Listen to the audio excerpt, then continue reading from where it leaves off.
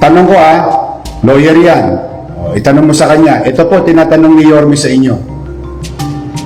Congressman Joel Chua, Attorney Joel Chua, pwede po bang magtayo ng building na walang building permit? Pwede ba mag-demolish ng building ng gobyerno nang walang demolition permit?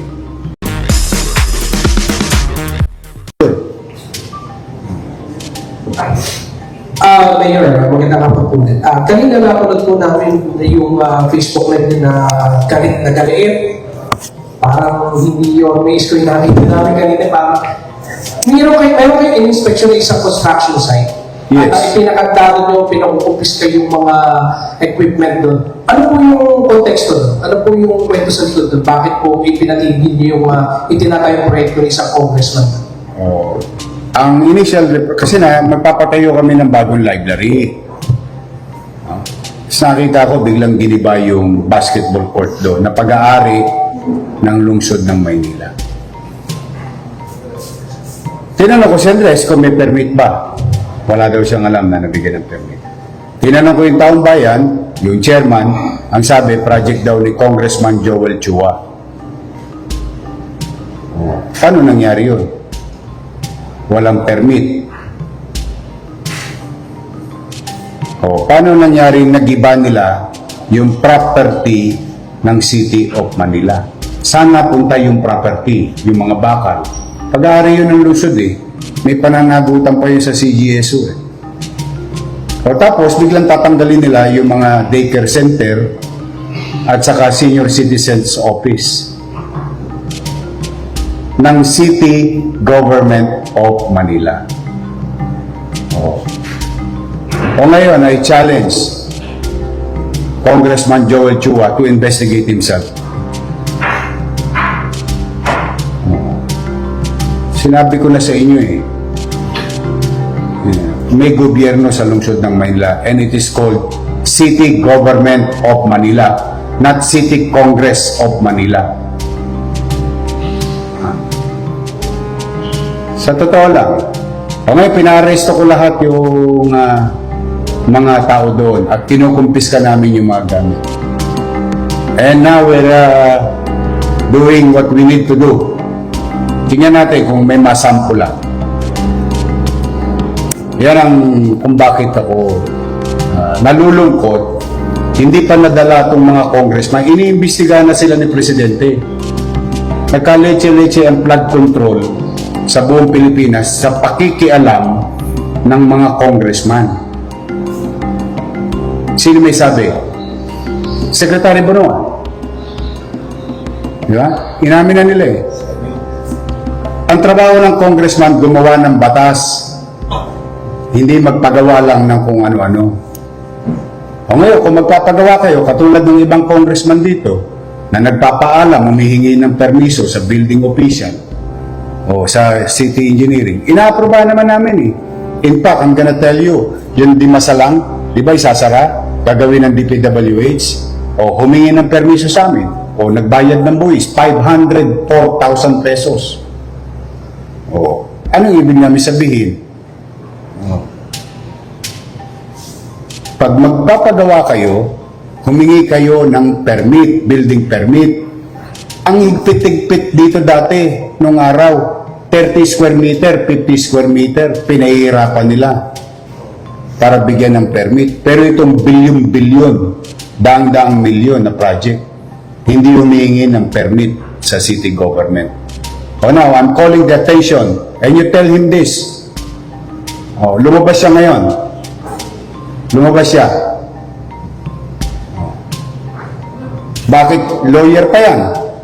And I challenge him. He's a lawyer.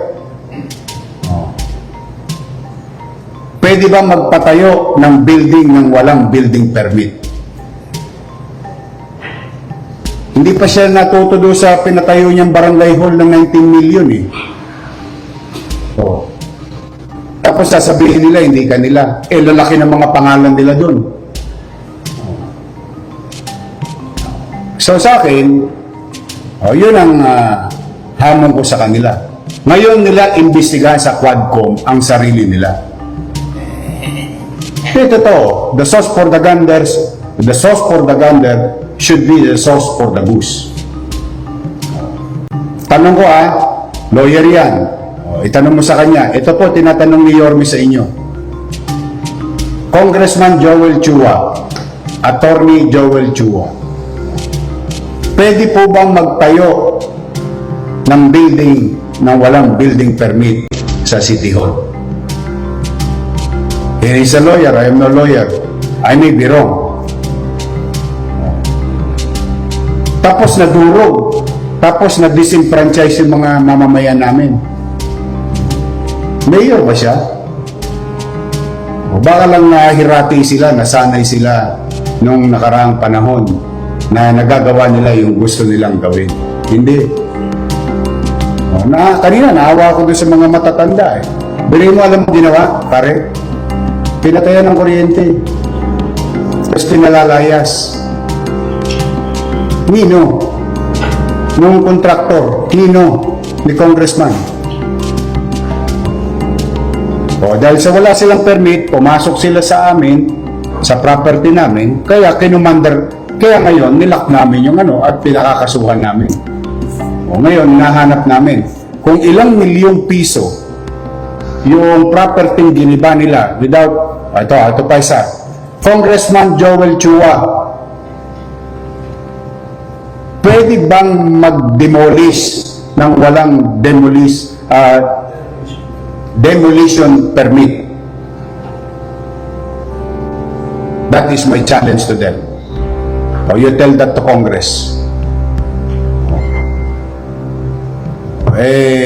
Sinabi ko na in-interview na nga ako sa bilyonaryo, kung naalala ninyo. Sinabi ko na yan, nagpa-abiso na ako. Baka kala nila, mga superman sila dyan. Basta ako, may pananagutan sa taong bayan.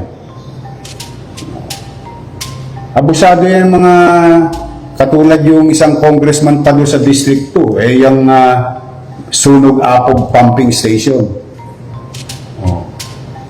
Wala rin. Yan ang nangyayari, base doon sa tanong mo, bakit hindi mag-iinit ang ulo ng mga mayor? Bakit? Pakiramdam nila kasi, sila na ang pinakamakapangyarihan na taong gobyerno sa buong Pilipinas.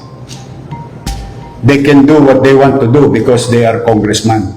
They can investigate who they want to investigate because they are congressmen.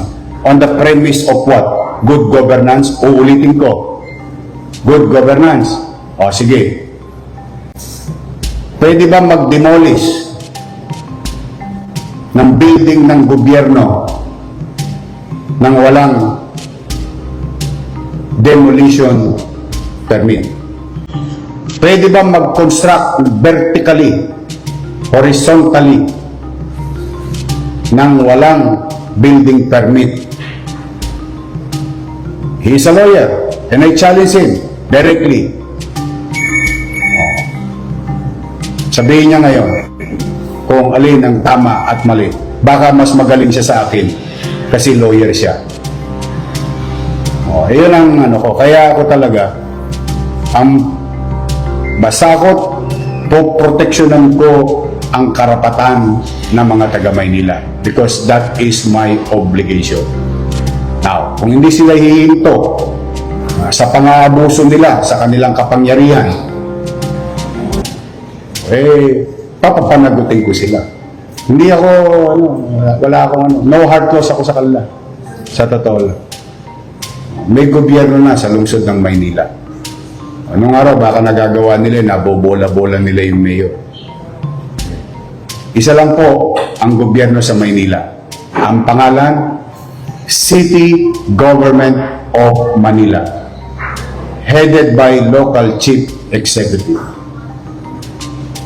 Tapos ang usapan. Ayun po ang tugon ko dyan. Kaya ganyan ang damdamin ko. Okay po. Thank you guys.